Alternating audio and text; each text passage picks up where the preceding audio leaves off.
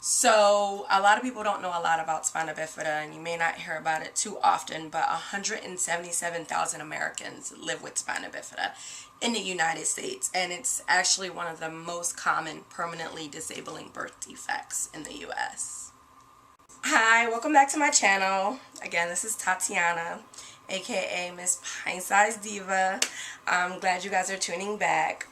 This video that I'm doing is very important to me because it's the month of October, and this month is Spina Bifida Awareness Month. And for all of you who don't know, I have spina bifida. So I'm just gonna share this video and answer some questions to show you how it has, or to talk to you about how it has shaped my life, and just to let you know a little more about it. So stay tuned.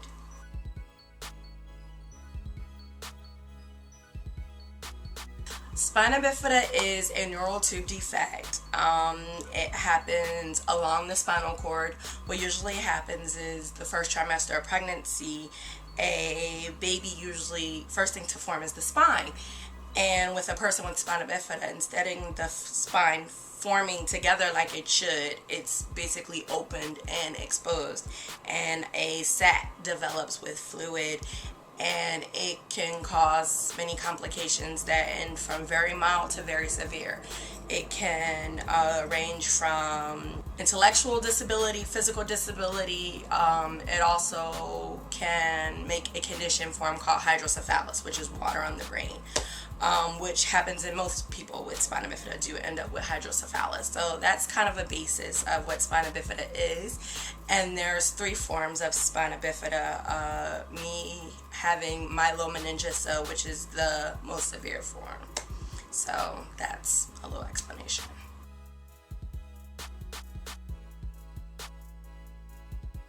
So the form of spina bifida that I have is myelomeningocele, which is the most severe form. And like I said, it depending on where your hole or your, the exposure of the spine is, depends on how severe or not severe your spina bifida is.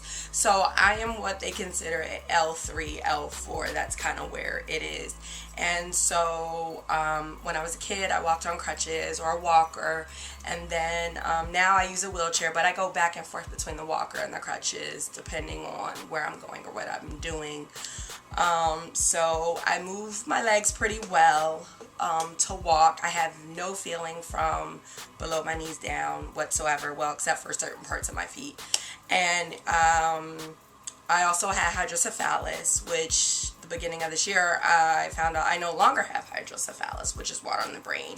I had a shunt put in when I was a month old, which is a little doohickey in a tube that connects in your brain to drain fluid, and I actually had mine removed this January. So I no longer have hydrocephalus, which is pretty cool.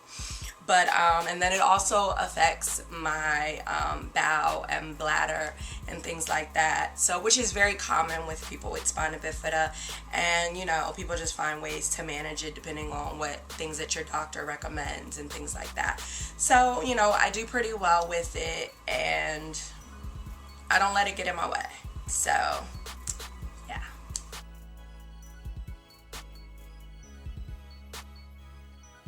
I was diagnosed at birth because I was born in the 80s. They didn't really have a way to test or find out about conditions or different diseases in the womb.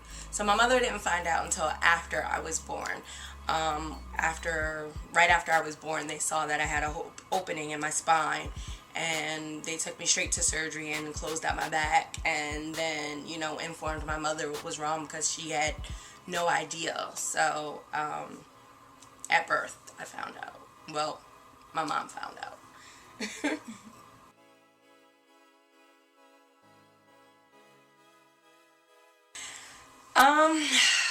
Spina bifida affected my childhood in a pretty good way, I think. I grew up not really thinking anything was wrong with me. I didn't feel I was different. Growing up, I grew up around people who were able-bodied, so I would play with them, and I wanted to do everything they did, and I wanted to ride a bike. My mom let me ride my bike and, you know, taught me. And my mom didn't treat me any different. I had chores to do, had stuff to do around the house. I still had to do well in school. And my mother really didn't treat me different. Actually, I think she pushed me harder. And she distilled in me to have more strength. And she always told me, you can accomplish anything you want to accomplish. You're just going to have to work a little bit harder than anyone else to get there, because people are going to look at you different. It wasn't until I was a teenager where I actually really started to feel different, when I got teased and just started to come into my own as a person and realize, like, wow, I am different than everybody else. So that's kind of the way it kind of shaped my childhood. But I think it made me develop a little more confidence in myself than if I didn't have disability. I think I had a really great childhood. So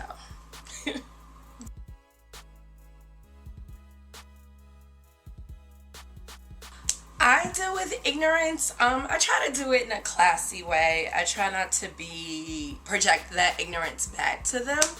There's a funny story my mom always tells me. When I was a kid, when people would ask me what was wrong with me, I would always say, nothing's wrong with me, what's wrong with you?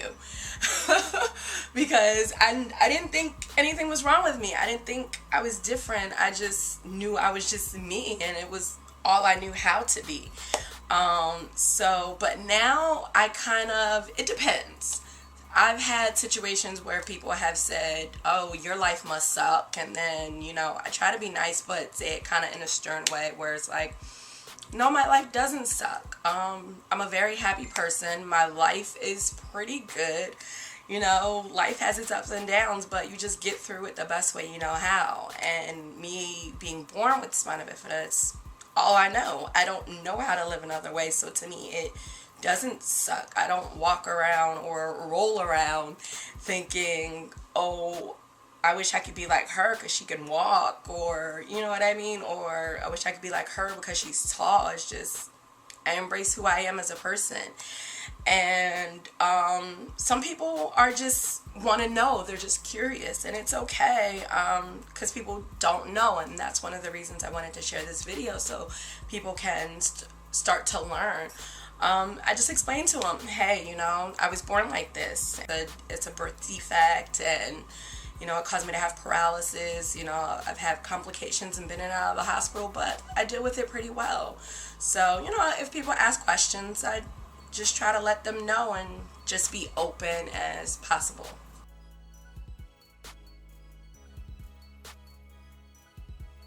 So my aspirations in life is one of the things that I've always been passionate about, and it's beauty and fashion, which I love. I love expressing myself through that, and I want to use this channel as a platform to express myself in that way more. But my aspiration is to pursue a modeling career, which I moved to LA to pursue it, and I've had things in my way, but I'm not going to give up. Growing up, like, I loved fashion. I loved seeing fashion shows. I loved looking in the magazines, and I saw women of color, a few, like Tyra Banks and Iman and different people like that. Like, I also look up to Kamora Lee Simmons, and I just love what they did as far as fashion and the way they took over the world of fashion and beauty. And I felt some type of way because when I saw those girls, I didn't see a girl in a wheelchair or a girl on crutches, and I want to do that for future generations. I want future generations to be able to look up to someone like me or someone else in a wheelchair pursuing a modeling career, so they can look at them and say, wow, she's beautiful, I want to be like her, and you know, or she's just like me, so I can do that too. Because I think one thing that society does is make people with disability feel less than or unattractive, and that's not true. I've been in situations where people are surprised that I'm in a wheelchair, and they're like, you're very pretty for being in a wheelchair. I'm like, what does that mean?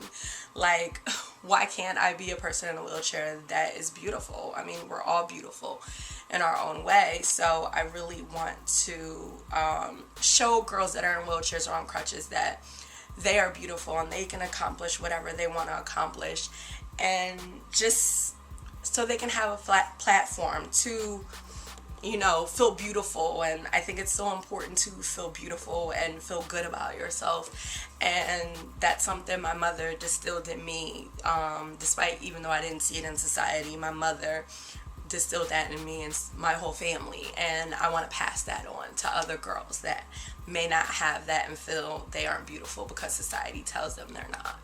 So that is my goal in life and my passion and my aspiration for what I want to accomplish in this world at some point before I leave. And I'm gonna fight for it. And, you know, I have my ups and downs, but I just keep dusting myself off and picking myself back up, you know, and there's more to come.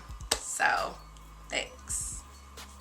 So thank you guys for watching this video. If you have any other questions, you can always hit me up on social media. I'll put all my social media info on the bottom, and I'll also send you a link to the Spina Bifida Association. So if you want to read up on more things about Spina Bifida, if you want to learn, and then you can always ask me questions. I'm always open to questions. So just hit me up, and I hope you guys have a fabulous day. And until next time, peace.